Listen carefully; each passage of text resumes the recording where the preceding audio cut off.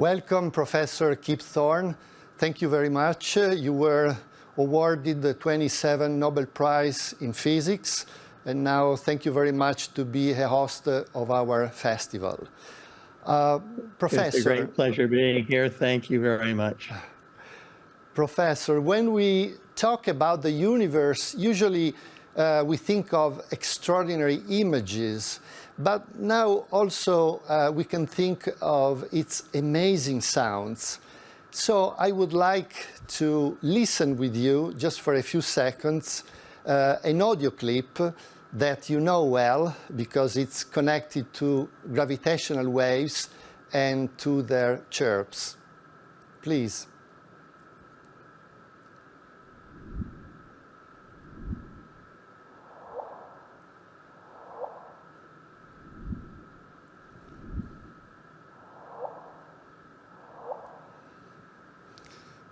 So, Professor, how do you comment on this?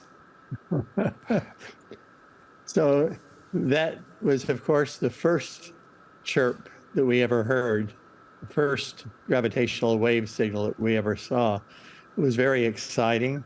It was very short.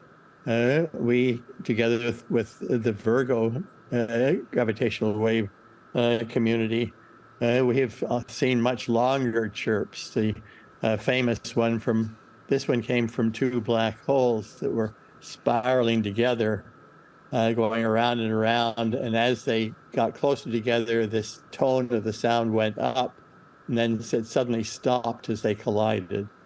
The one that was also very exciting, seen by LIGO and Virgo, was from the two neutron stars, each one about the size of Pisa, I would guess, and each one weighing 1.5 times what the sun weighs, that spiraled together, collided, and fused together, creating huge amounts of gold and platinum and other precious metals.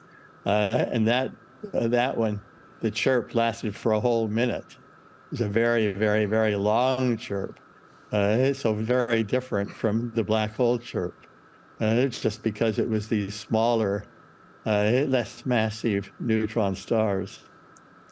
So, Professor, as we heard today, it's possible to convert many of the data collected by telescope into sounds with a technique called sonification. And in your opinion, how important is sonification in improving the knowledge of the universe for scientists, but also for ordinary people who are not astronomers or cosmologists?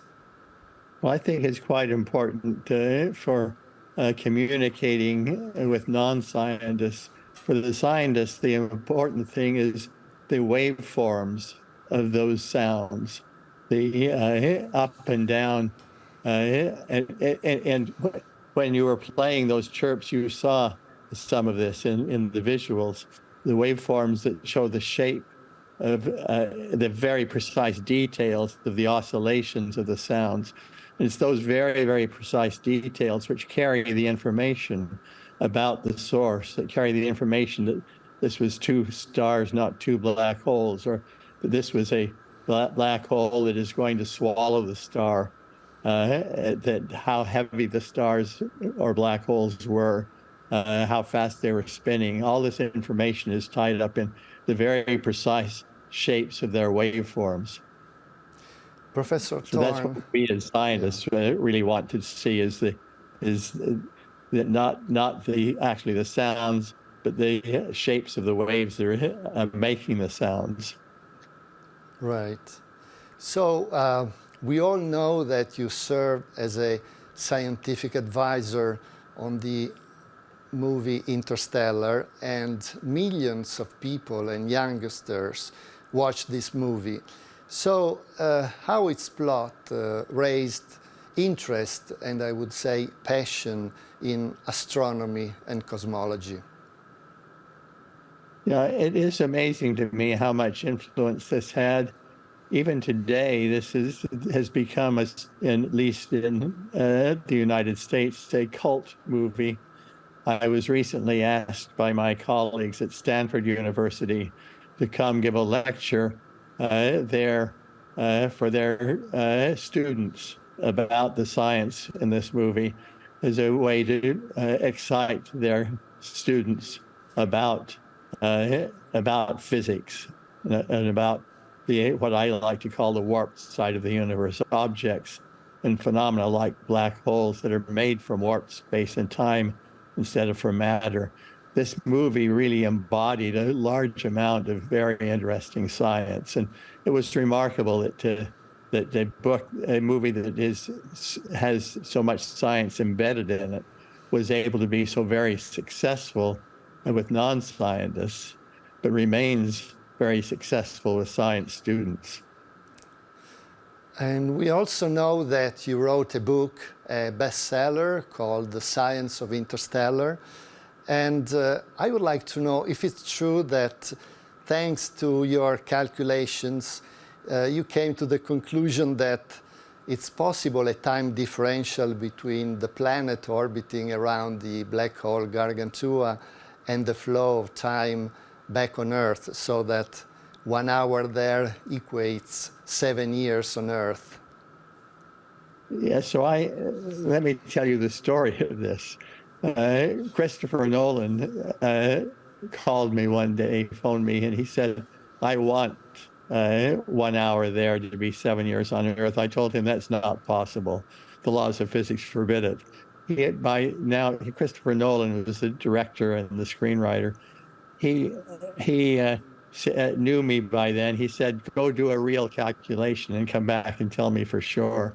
So I went and did a calculation, and to my surprise, it was possible. Not likely, not at all likely, but certainly it is allowed by the laws of physics that this would be the case. It was a huge surprise to me.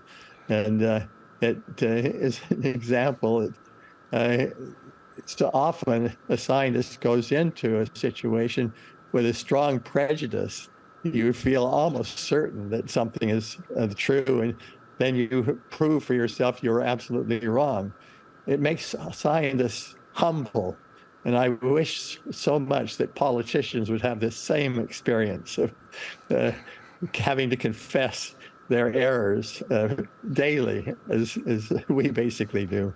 Professor, we close this interview with a short audio clip with the music obtained from the data of Chandra, Hubble, and Spitzer telescopes. And we will hear a music from 100 light years in the center of the Milky Way. So for you, what's the music of the universe? What does it mean for you? It is just so beautiful. It is the excitement of our connection to the universe. It's our excitement of being able as human beings to understand the universe and the laws that control it. It is given so much pleasure to me and to children of all ages and all cultures coming to see and understand the universe. Thank you, Professor Thorne. It was a privilege for us to have you with us as a host for our festival. Thank you again. Thank you very much.